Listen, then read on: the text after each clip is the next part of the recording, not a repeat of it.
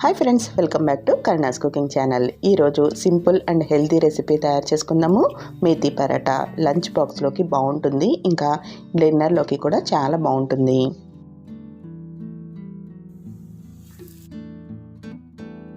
మేతి పరాటా తయారు చేయడం కోసం 2 కట్టలు మెంతికూరను తీసుకుని మెంతికూర ఆకులు సపరేట్ చేసేసుకుని శుభ్రంగా కడిగేసుకోవాలి. ఇప్పుడు మెంతికూరని చిన్న చిన్న ముక్కలుగా కట్ చేసేసుకుని దీనిలోకి 1/2 టీ స్పూన్ పసుపు, 1 టీ స్పూన్ కారం, 1/2 టీ స్పూన్ జీలకర్ర పొడి, 1 టీ స్పూన్ ధనియాల పొడి వేసుకుని కలుపుకోవాలి.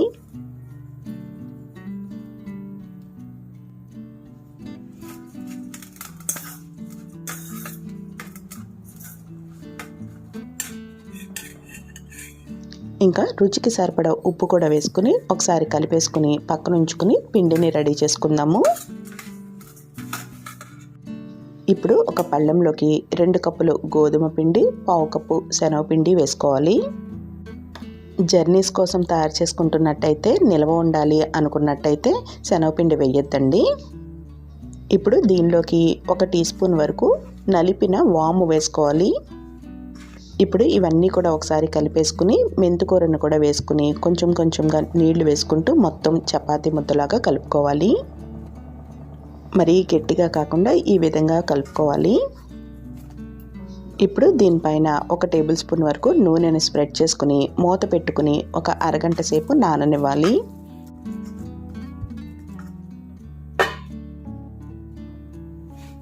అరగంట తర్వాత మూత తీసేసుకుని చిన్న చిన్న ముద్దల్లాగా చేసుకుని చపాతీలాగా తయారు చేసుకోవాలి.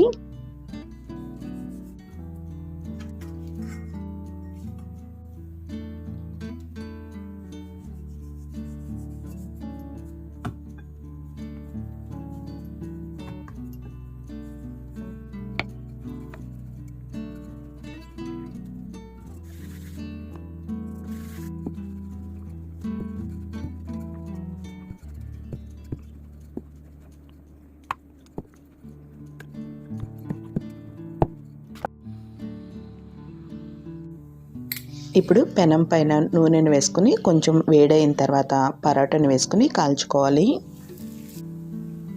స్టవ్ని మీడియం ఫ్లేమ్లో పెట్టుకుని మధ్య మధ్యలో నూనె వేసుకుంటూ 2 వైపులా కాల్చుకోవాలి. మేతి పరాటా లంచ్ బాక్స్లోకి అయితే చాలా బాగుంటుంది, ఇంకా డిన్నర్లోకి కూడా బాగుంటుంది. మేతి పరాటాలోకి పుల్ల పుల్లగా కారం కారంగా ఉండే పచ్చడి ఏదైనా కానీ బాగుంటుంది. పుల్ల పుల్లగా కారం కారంగా ఉండే గోంగూర పండుమిరపకాయ పచ్చడి ఆల్రెడీ కరుణాస్ కుకింగ్ ఛానల్లో పోస్ట్ చేశాను. ఇంట్రెస్ట్ ఉంటే ట్రై చేసి చూడండి. మరి ఈ రెసిపీ మీకు నచ్చినట్టయితే కరుణాస్ కుకింగ్ ఛానల్ని సబ్స్క్రైబ్ చేసుకోవడం మర్చిపోకండి.